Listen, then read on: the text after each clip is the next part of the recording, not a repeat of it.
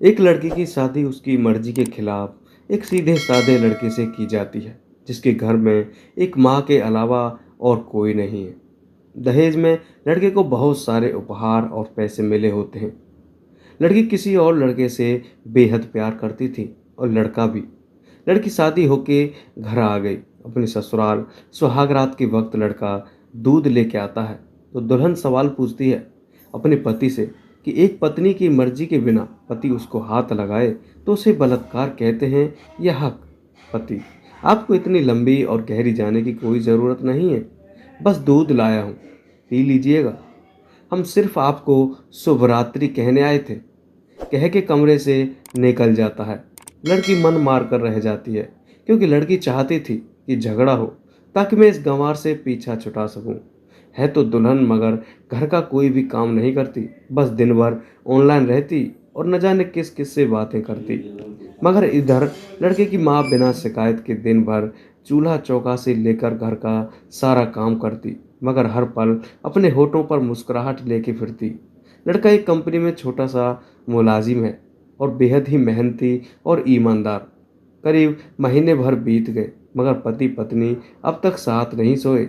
वैसे लड़का बहुत शांत स्वभाव वाला था, इसलिए वह ज़्यादा बातें नहीं करता था। बस खाने के वक्त अपनी पत्नी से पूछ लेता था कि कहाँ खाओगी, अपने कमरे में या हमारे साथ।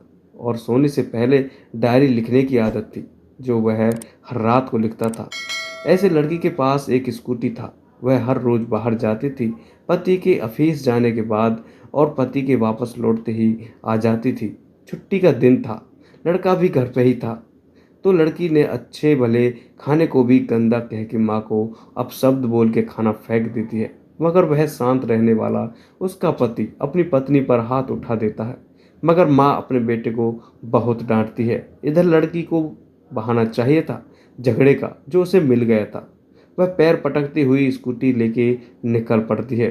लड़की जो रोज घर से बाहर जाती थी, वह अपने प्यार से मिलने जाती थी। लड़की भले टूट कर चाहती थी लड़की को, मगर उसे पता था कि हर लड़की की एक हद होती है जिसे इज्जत कहते हैं।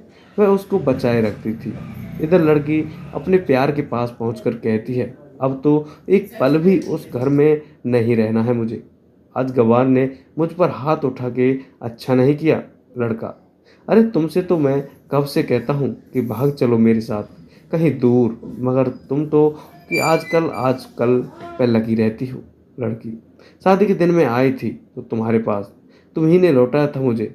लड़का: खाली हाथ कहाँ तक भागोगी, तुम ही बोलो।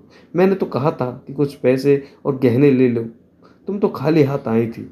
आखिर दूर एक नई जगह में जिंदगी नए सिरे से शुरू करने के लिए पैसे तो चाहिए ना।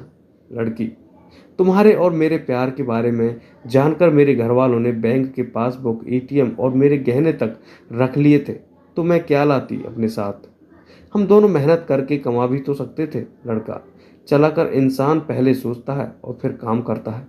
खाली हाथ भागते तो ये इश्क का भूत 2 दिन में उतर जाता, समझी। और जब भी तुम्हें छूना चाहता हूँ, बहुत नखरे हैं तुम्हारे, बस कहती हो शादी के बाद। लड़की: हाँ, शादी के बाद ही अच्छा होता है। ये सब और सब तुम्हारा तो है। मैं आज भी तक एक कुंवारी हूँ, शादी करके भी आज तक उस कुमार के साथ ना सो सकी, क्योंकि तुम्हें ही अपना पति मान चुकी हूँ। बस तुम्हारे नाम की सिंदूर लगानी बाकी है, बस वह लगा दो, सब कुछ अपनी मर्जी से करना। लड़का: ठीक है, मैं तैयार हूँ, मगर इस बार कुछ पैसे जरूर साथ लेके आना। मत सोचना हम दोनों दौलत से प्यार करते हैं, हम सिर्फ तुमसे प्यार करते हैं। बस कुछ छोटी मोटी बिजनेस के लिए पैसे चाहिए। लड़की: उस गंवार के पास कहाँ होगा पैसा, मेरे बाप से 3 लाख रुपया, ऊपर से मारुति कार ली है, बस कुछ गहने हैं वह लेके आऊंगी। लड़का लड़की को होटल का पता देकर चला जाता है। लड़की घर आके फिर से लड़ाई करती है, मगर अफसोस वह अकेली चिल्लाती रहती है। उससे लड़ने वाला कोई नहीं था। रात 8 बजे लड़के का मैसेज आता है व्हाट्सएप पे कि कब आ रही हो। लड़की जवाब देती है, सब्र करो, कोई सोया नहीं है, मैं 12 बजे से पहले पहुंच जाऊंगी, क्योंकि यहाँ तुम्हारे बिना मेरी सांसें घुटती हैं। लड़का: ओके, जल्दी आना, मैं होटल के बाहर खड़ा रहूंगा, बाय। लड़की अपने पति को बोल देती है कि मुझे खाना नहीं चाहिए, मैंने बाहर खा लिया है, इसलिए मुझे कोई परेशान ना करे। इतना कह के दरवाज़ा बंद करके अंदर आती है कि पति बोलता है कि वह अलमारी से मेरी डायरी दे दो, फिर बंद करना दरवाज़ा, हम परेशान नहीं करेंगे। लड़की दरवाज़ा खोले बिना कहती है कि चाबियाँ तो अलमारी की। लड़का तुम्हारे बिस्तर के पैरों तले है चाबी। मगर लड़की दरवाज़ा नहीं खोलती बल्कि ज़ोर ज़ोर से गाना सुनने लगती है। बाहर पति कुछ देर दरवाज़ा पीटता है, फिर हार कर लौट जाता है। लड़की ने बड़े ज़ोर से गाना बजा रखा था। फिर वह अलमारी खोल के देखती है जो उसने पहली बार खोला था, क्योंकि वह अपना सामान अलग अलमारी में रखती थी। अलमारी खोलते ही हैरान रह जाती है। अलमारी में उसके अपने पासबुक, एटीएम कार्ड थे जो उसके घरवालों ने छीन के रखे थे। खोल के चेक किया तो उसमें वह पैसे भी ऐड थे जो दहेज के लड़के को मिले थे। मैं बहुत सारे गहने भी जो एक पेपर के साथ थे, और उसकी मिल्की ये लड़की के नाम थी। लड़की बेहद हैरान और परेशान थी। फिर उसकी नज़र डायरी पर पड़ती है और वह जल्दी से वह डायरी निकाल के पढ़ने लगती है। लिखा था, तुम्हारे पापा ने एक दिन मेरी माँ की जान बचाई थी अपना खून देकर। मैं अपनी माँ से बेहद प्यार करता हूँ, इसलिए मैंने झुककर आपके पापा को प्रणाम करके कहा कि आपका ये अनमोल एहसान कभी नहीं भूलूंगा। कुछ दिन बाद आपके पापा हमारे घर पर आए, हमारे तुम्हारे रिश्ते की बात लेकर। मगर उन्होंने आपकी हर बात बताई हमें कि आप एक लड़के से बेहद प्यार करती हो। आपके पापा आपकी खुशी चाहते थे, इसलिए वह पहले लड़के को जानना चाहते थे।